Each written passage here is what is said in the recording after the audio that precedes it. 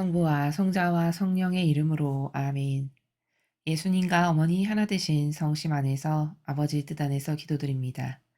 사랑하는 하나님 아버지, 오늘도 전 인류의 아버지께 속한 자녀들이 아버지께 드리는 사랑과 감사와 찬미와 영광과 hum숭, 그리고 아버지만이 받으셔야 될 권리와 또 예물과 희생과 고통 등 아버지를 위해 바쳐드리는 그 모든 것을 하나도 손실 없이 다 끌어안아 하나 되신 성심을 통해 아버지의 뜻에 그 대전 앞에 모두 봉헌드립니다. 아버지 너그러이 받으시고 조금이나마 사랑하는 자녀들이 드리는 선물로 위로받으시옵소서.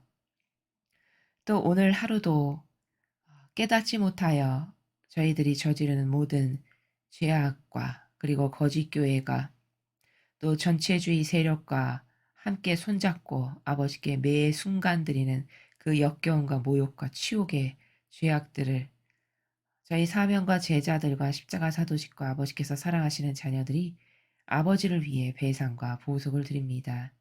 너그러이 받아주시어 그 상처받으신 마음 하나하나마다 그 상처 하나하나에 입맞춤을 드리오니 그 상처가 치유되고 부디 아버지께서 노여워하지 않으시기를 저희들이 대신 청원드립니다. 미국과 대한민국을 포함하여 아버지께 속한 인류의 선의 세력을 오늘도 보살펴 주시며 그들이 각 나라의 지도자와 리더와 CEO들이 되게 하시며 이제 주도적인 위치를 그들이 차지하게 하시고 그들 안에서 아버지께서 친히 대한민국을 다스리시고 군림하시고 통치하여 주시옵소서. 저희는 인간의 뜻 통치 그 전체주의를 완벽하게 거부합니다. 어떤 인간도 감히 인간을 다스릴 권리는 없습니다. 오로지 아버지께서만이 그 아버지의 위대하시고 아름다운 신적 질서로 이 나라를 다스려 주시옵기를 갈망으로 청원드리오니 저희들의 원의를 받으시고 아버지 어서 빨리 다스려 주시옵소서. 이 모든 기도 우리 주 예수 그리스도의 이름으로 기도드리나이다. 아멘. 성부와 성자와 성령의 이름으로 아멘. 안녕하십니까? 하나님의 뜻 성교의 피아수녀입니다. 오늘도 여러분들과 함께 성경 말씀 안에 담겨져 있는 아버지가 살아가시는 나라 그 완벽한 질서에 대해 학습해 보도록 하겠습니다. 2022년 3월 11일 사순제 1주간 금요일입니다. 제1독서 에제키엘 예언서 18장 21절에서 28절까지의 말씀입니다. 주 하나님께서 이렇게 말씀하신다. 악인도 자기가 저지른 모든 죄를 버리고 돌아서서 나의 모든 규정을 준수하고 공정과 정의를 실천하면 죽지 않고 반드시 살 것이다. 그가 저지른 모든 죄악은 더 이상 기억되지 않고 자기가 실천한 정의 때문에 살 것이다. 내가 정말 기뻐하는 것이 악인의 죽음이겠느냐. 주 하느님의 말이다. 악인이 자기가 걸어온 길을 버리고 돌아서서 사는 것이 아니겠느냐. 그러나 의인이 자기 정의를 버리고 돌아서서 불의를 저지르고 악인이 저지르는 온갖 역겨운 짓을 따라하면서 살 수 있겠느냐. 그가 실천한 모든 정의는 기억되지 않은 채 자기가 저지른 배신과 자기가 지은 죄 때문에 죽을 것이다. 그런데 너희는 주님의 길은 공평하지 않다고 말한다. 이스라엘 집안아 들어보아라. 내 길이 공평하지 않단 말이냐. 오히려 너희의 길이 공평하지 않은 것 아니냐. 의인이 자기 정의를 버리고 돌아서서 불의를 저지르면 그것 때문에 죽을 것이다. 자기가 저지른 불의 때문에 죽는 것이다. 그러나 악인이라도 자기가 저지른 죄악을 버리고 돌아서서 공정과 정의를 실천하면 그는 자기 목숨을 살릴 것이다. 자기가 저지른 모든 죄악을 생각하고 그 죄악에서 돌아서면 그는 죽지 않고 반드시 살 것이다. 주님의 말씀입니다. 하느님 감사합니다.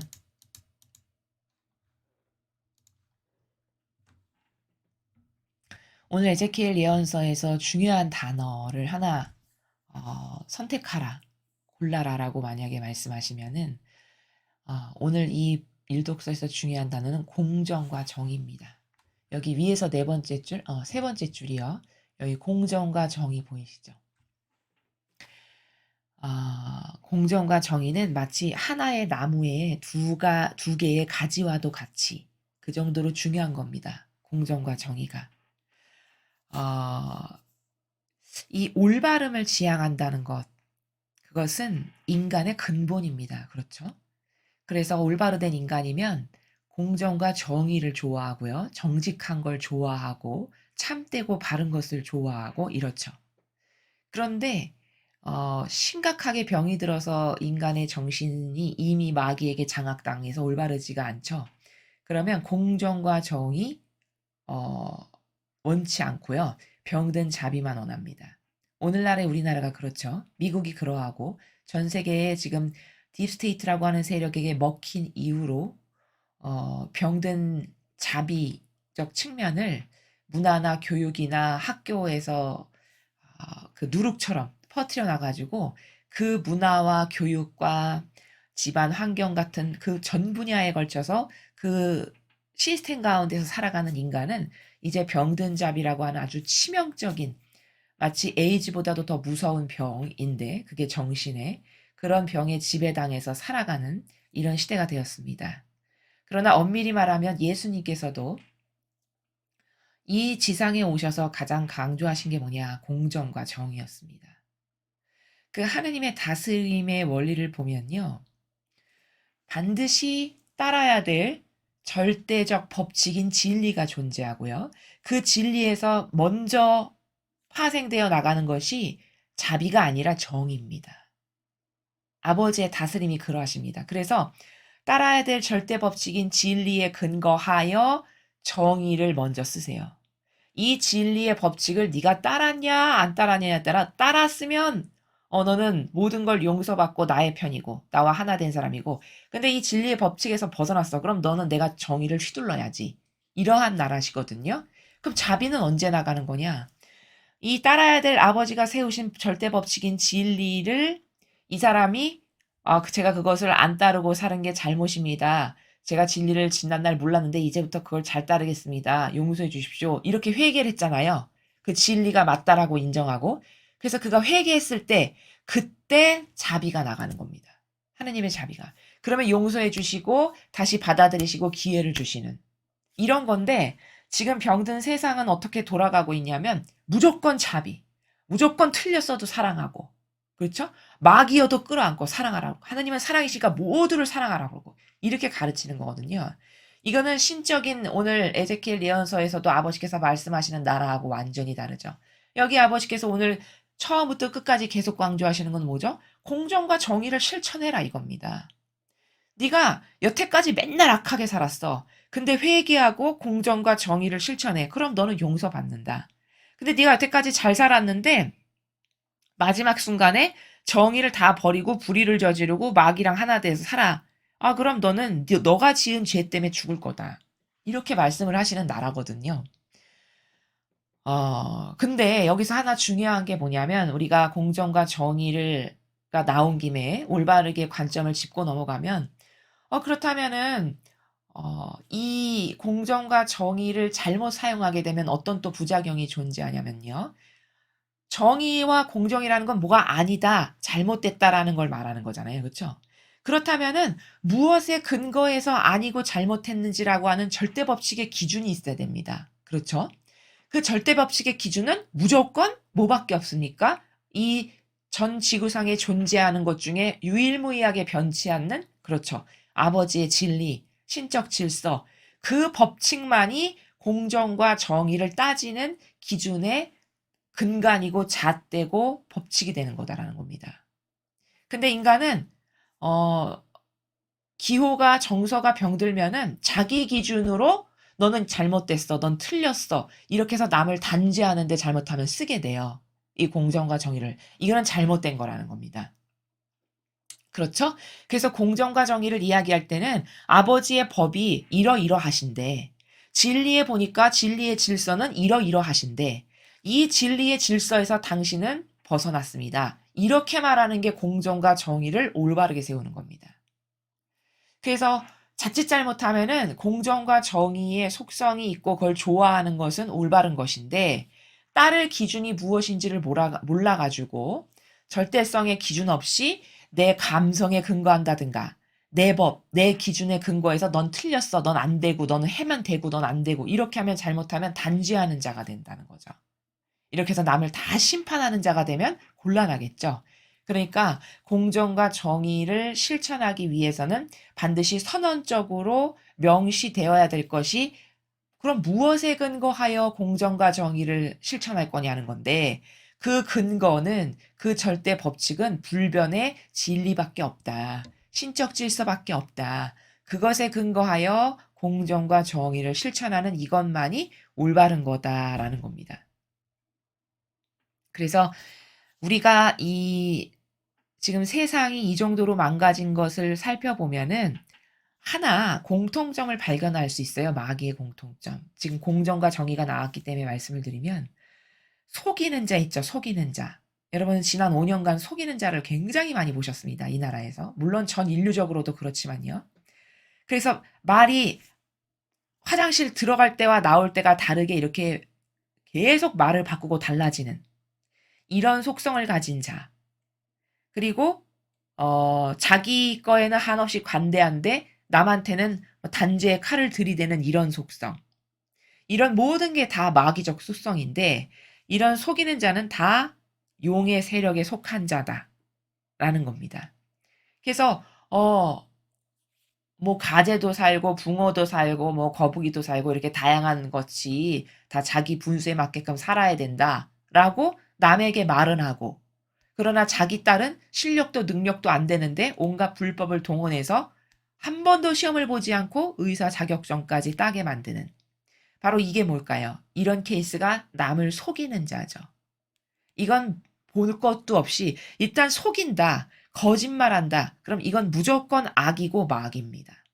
그래서 우리가 사람을 분별할 때 저 사람이 선의 세력에 속한 사람인가 아니면 마귀의 세력에 속한 사람인가를 뭔가 분별을 해야 될 때 여러 가지 카테고리가 있습니다만 오늘 이 공정과 정의 파트에서 살펴본다면 저 사람이 남을 속이는 자고 거짓말하는 사람인가 라는 것을 하나 보는 것도 그가 하느님께 속한 백성인지 용의 세력에 속한 마귀의 세력에 속한 자인지를 금방 알아낼 수 있는 이런 아주 좋은 분별의 기준이 된다라고 여러분에게 말씀드릴 수 있습니다.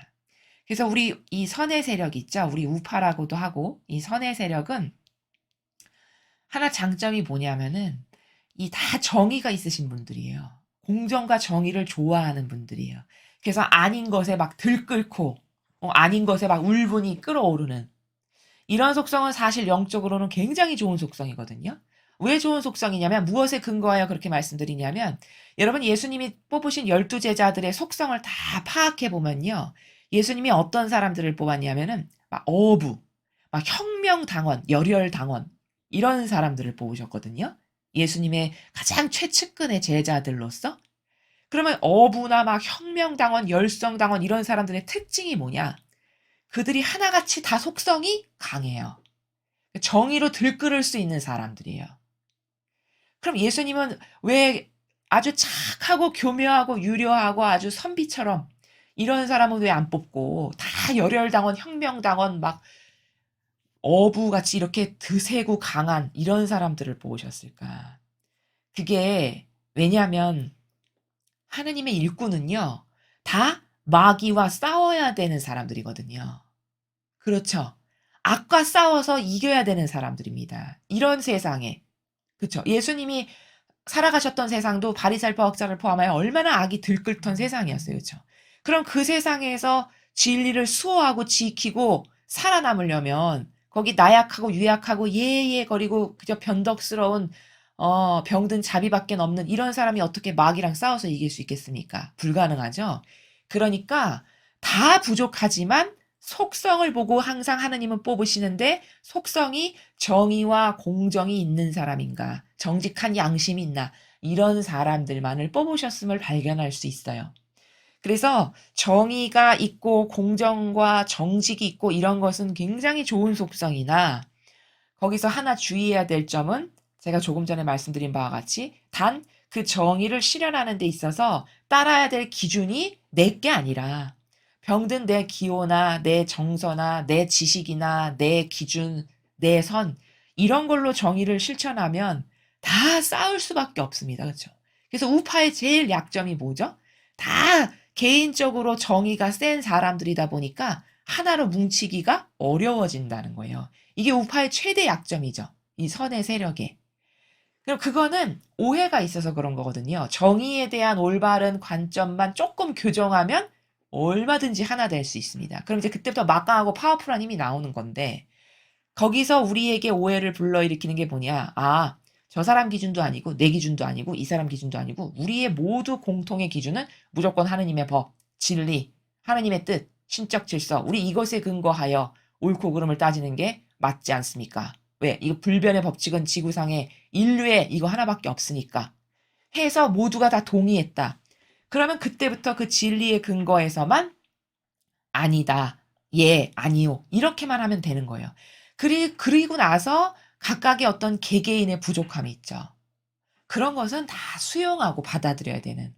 어떤 대의적 차원에서 이것이 진리에 근거하니까 분명히 틀렸어. 그러니까 반드시 이것은 이렇게 되지 않으면 안 됩니다라고 하는 어떤 공적 대의에는 구부리면 안 되겠지만, 타협을 하면 절대 안 되겠지만, 그것에는 목에 칼이 들어와도 저는 아닙니다라고 이렇게 할 수 있어야 되겠지만, 그것 이외에 그런 대의를 거스르거나 하나님의 뜻을 거스르는 것이 아닌 일개 개개인의 인간적인 다양한 부족함, 그런 것들은 거기 그렇게 예리한 칼날의 정의를 들이댈 게 아니라 그때는 다 수용하고 포용하고 끌어안아서 모두가 아버지의 뜻 가운데 똘똘 뭉치고 하나 돼서 공동체를 이끌어야 되고 나라를 이끌어야 되고 가정 공동체도 그렇게 살아야 되는 거고 뭐 학교고 모든 단체는 다 그렇게 리더십을 발휘해야 하는 것이 올바른 것이고 아버지의 뜻 질서에서 봤을 때 그리고 그래야만 하느님께서 그들을 통해서 친히 이끄실 수 있는 그런 기틀과 근간이 되는 거다라는 겁니다. 그래서 우파는 이 선의 세력은 굉장히 속성이 양질인데 거기에 작은 오해들이 있게 되면은 자꾸 분열되고 찢어지고 갈라지는 건 이런 정의에 대한 오해, 부작용 때문에 그런 것이다. 왜 이렇잖아요. 사람은 다 부족하고 또 어떤 공동체는 삼각형도 있고 네모도 있고 동그라미도 있고 오각형도 있고 육각형도 있는 겁니다. 그렇죠? 근데 난 삼각형이 좋으니까 삼각형하고만 할 거야. 이렇게 해서는 그 단체를 올바르게 이끌어갈 수가 없죠. 그렇죠? 그 모든 사람은 다 장점이 있고 또 다 부족한 단점도 가지고 있고 그렇다면 그런 것은 이런 공정과 정의의 확고부동한 신념과 올바른 정신세계를 가지고 있는 리더가 다 넉넉하게 끌어안고 그러나 공적이고 대의적이고 아버지 뜻을 행하는 것에 있어서만은 이렇게 공정과 정의로 진리에 근거하여 철저하게 예와 아니오를 하는 가운데 그러나 나머지 부분은 다 끌어안고 자비로운 사랑으로 수용해서 이렇게 간다면 이것은 성공적인 나라가 될 수 있고 가정 공동체도 이러면 행복하고 모든 사회의 다양한 공동체들도 다 이렇게 살아가야 되는 것이 아버지 뜻에 맞는 것이다라는 점입니다. 그래서 요약 정리하면은 하느님의 백성은 이런 명제적으로 정의에 대한 원리에서 항상 생각하고 말하고 행동하는 이런 양식이 이제 새롭게 재정립되어야 한다. 오늘 이 공정과 정의가 나왔기 때문에 여러분에게 덧붙여서 말씀을 드립니다. 또 이제 정의다 하면은 인간적으로 자칫 잘못하면 가지고 있는 오해 중에 하나가 뭐냐면은 왜 이렇게 겉으로 드러나는 강한 성향 이런 것만을 정의라고 생각하기가 쉬워요. 근데 그렇지 않고 정의는 속성적으로 막 크게 봐서 두 가지로 분류를 할 수 있는데요. 예를 들면은 우리가 통상 정의 저 사람 정의로워. 정의가 있다. 정의감이 있다. 이럴 때 우리가 보통 인식 체계 안에 있는 건 어떤 사람이냐면 예를 들면 뭐 골목대장의 근성 같은 거 있죠.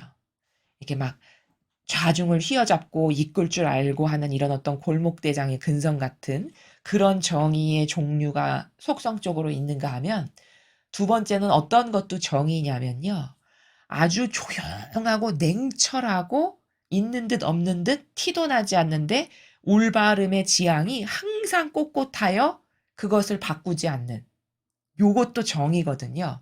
이런 속성을 가진 분의 대표가 성모님이세요. 그렇죠? 그러니까 그 성모님의 내면에 굉장히 조용하고 있는 듯 없는 듯 하시면서 변함없이 한결같고 자신이 있으셔야 할 위치에서 요만큼도 벗어나지 않으시는 그런 어떤 속성이 있죠. 어머니가 가지고 계시는. 그러한 조용한 올바름의 지향. 그것이 바로 성모님이 가지고 계시는 정말 아름다운 속성인데 그것 역시도 여성적이면서 그러면서 과하지도 않고 그리고 또 빛이 될 수 있는 그런 정의의 속성이다. 그래서 정의하면은 우리가 잘못하면은 이렇게 겉으로 드러나고 강한 이런 것만을 정의라고 생각하기 쉬운데 그렇지 않고 성모님이 내면적으로 조용하게 한결같이 계속 흐르고 계시는 그 냉철하고 올바름을 항상 지키시는 이런 속성, 이것도 정말 훌륭한 아름다운 정의의 속성이다. 그러니까 여성이 정의를 추구한다면은 보통 성모님을 롤모델로 하면은 굉장히 양질의 정의를 구현할 수 있고 내 것으로 만들 수 있다. 이렇게 정리할 수 있습니다. 자, 계속해서 복음 말씀 보시겠습니다. 마테오복음 5장 20절에서 26절까지 말씀입니다. 주님 영광 받으소서. 그때 예수님께서 제자들에게 말씀하셨다. 너희의 의로움이 율법학자들과 바리사이들의 의로움을 능가하지 않으면 결코 하늘나라에 들어가지 못할 것이다. 살인해선 안 된다. 살인한 자는 재판에 넘겨진다고 옛사람들에게 이르신 말씀을 너희는 들었다. 그러나 나는 너희에게 말한다. 자기 형제에게 성을 내는 자는 누구나 재판에 넘겨질 것이다. 그리고 자기 형제에게 바보라고 하는 자는 최고의에 넘겨지고 멍청이라고 하는 자는 불붙는 지옥에 넘겨질 것이다. 그러므로 네가 제단에 예물을 바치려고 하다가 거기서 형제가 너에게 원망을 품고 있는 것이 생각나거든. 예물을 거기 제단 앞에 놓아두고 물러가 먼저 그 형제와 화해하여라. 그런 다음에 돌아와서 예물을 바쳐라. 너를 고소한 자와 함께 법정으로 가는 도중에 얼른 타협하여라. 그러지 않으면 고소한 자가 너를 재판관에게 넘기고 재판관은 너를 형리에게 넘겨 네가 감옥에 갇힐 것이다. 내가 진실로 너에게 말한다. 네가 마지막 한 입까지 갚기 전에는 결코 거기서 나오지 못할 것이다. 주님의 말씀입니다. 그리스도님 찬미합니다.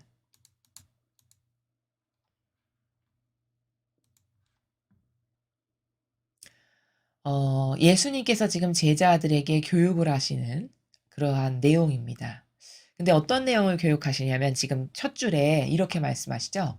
너희의 의로움이 율법학자와 바리사의 의로움을 능가하지 않으면 결코 하늘나라 못 간다. 이렇게 말씀하셨습니다.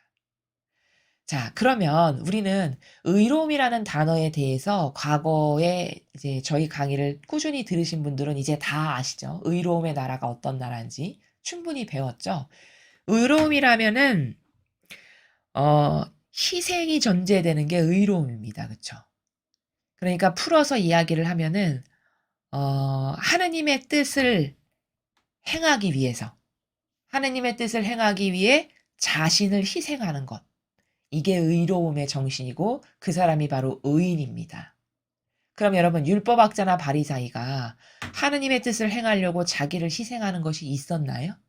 정반대죠. 오히려 하느님 이름 팔아다가 자기가 하느님을 엄청 사랑하고 공경하고 신뢰하고 믿고 아주 극진하게 하느님을 사랑하는 것이냐 남으로 하여금 착각하게 만들고 그리고 자신은 그 제도 전통을 등에 업고 기세 등등하고 위세 등등하게 거기서 마치 꿀을 빨아먹는 것처럼 단꿀을 빨아먹는 것처럼 모든 것을 다 누리고 살았던 이런 사람들이 율법학자 바리사이였죠. 그렇죠? 오늘날의 교회도 똑같죠. 아니 오히려 더 악하죠. 사실은 속성적으로는. 그래서 그들의 의로움이 어떠한가를 예수님께서 사실 간접적으로 고발하시는 나라예요. 20절은. 하나도 의롭지 않거든. 걔네들은. 하나님 이름 팔아다가 사실은 좀 저급하고 저열한 단어를 쓰면 사기치고 살아가는 거죠. 그렇죠? 어리숙한 백성들. 그 하나님을 사랑하는 순진한 백성들을 사기치고 거기서 등골을 빼먹으면서 살아가는 이런 사람들이 율법학자 바리사이들이었죠.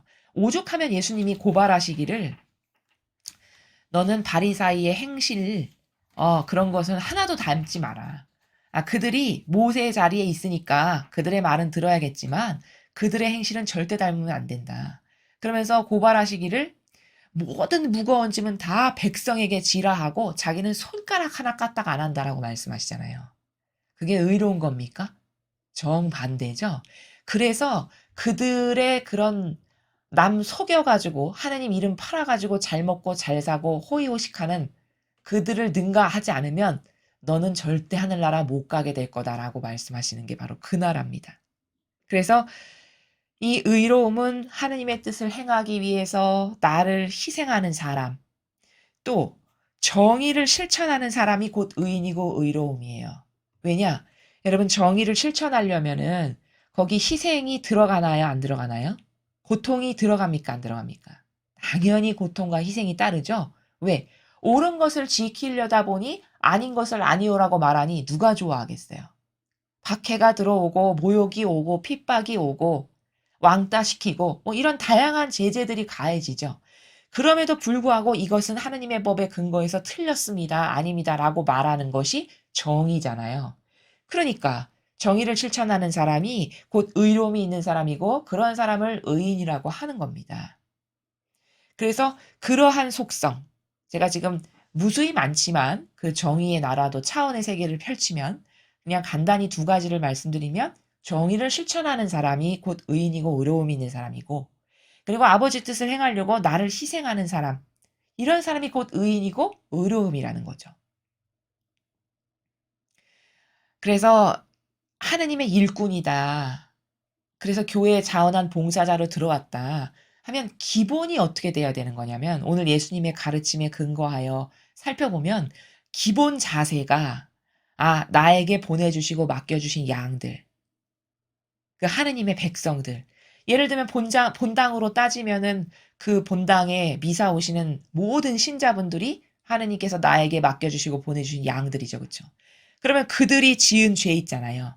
알던 모르던 그들이 깨닫지 못해서 혹은 알아도 미숙하여 지은 여러 가지 죄들, 그것을 배상과 보속하는 것이 그 본당의 어, 직분을 수행하는 하느님의 일꾼이 마땅히 해야 될 기본이 바로 그겁니다.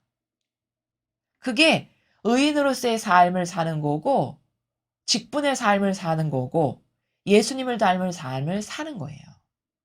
그러나 오늘날 거짓 교회에서 여러분이 그런 하느님의 일꾼을 혹시 못 보셨다면 그렇다면 지금 20절에 근거하여 결코 하늘나라에 들어가지 못할 것임이 입증되는 순간이죠. 왜냐하면 바리살포 학자와 너가 나은 게 없어. 그들보다 나은 게 없어. 이런 말씀이시거든요. 직역하면. 그럼 너는 하늘나라 절대 못 간다.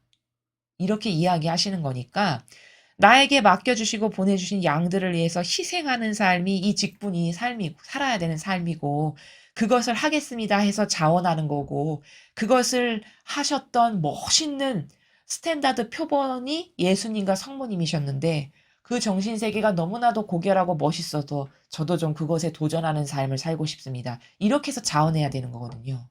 그래서 그런 삶을 사는 것이 오늘 예수님께서 말씀하신 너의 의로움이 그들을 능가해야 된다.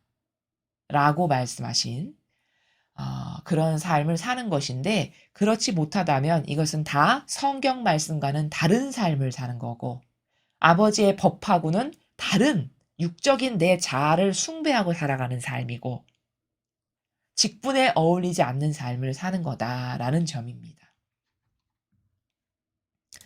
자, 그래서 오늘 복음에서는 의로움의 나라, 그 의로움의 나라에 대해서 우리가 학습을 했습니다. 기본은 희생이다라는 거죠. 근데 그 희생은 내 뜻을 관철시키려고 희생하는 게 아니라 아버지의 뜻, 진리의 질서, 그것을 지키려고 내가 희생이 들어가고 고통이 들어가는 삶을 사는 것. 또 의인의 정신을 산다는 건 정의를 구현하려고 내가 불구하고 아닌 것을 아니오라고 하는 이런 것들. 이게 다 의로움의 의인의 삶을 사는 거다라는 점입니다. 그리고 앞에 일독서에서는 우리가 뭐를 배웠습니까? 네, 에제키엘 예언서를 통해서 공정과 정의가 얼마나 중요한 건가. 특히 이 시대는 공정과 정의를 부르짖는 사람이 거의 없죠. 오히려 병든 자비는 많이 부르짖어도 그 정도로 악이 점령했다라는 뜻이고요. 우리 선의 세력은 이 양질의 공정과 정의적 속성을 거기에 있는 오해는 어떤 것을 벗겨내야 되고 이것을 더 양질의 것으로 더 빛이 되게끔 다듬어서 그래서 아버지 뜻 가운데에서 하나 되는 더 단결하고 하나 되는 이 정신으로 새롭게 무장이 돼야 된다라고 요약 정리해서 여러분에게 말씀을 드릴 수 있겠습니다. 이상으로 2022년 3월 11일 사순 제1주간 금요일 복음 해설을 마치겠습니다. 감사합니다.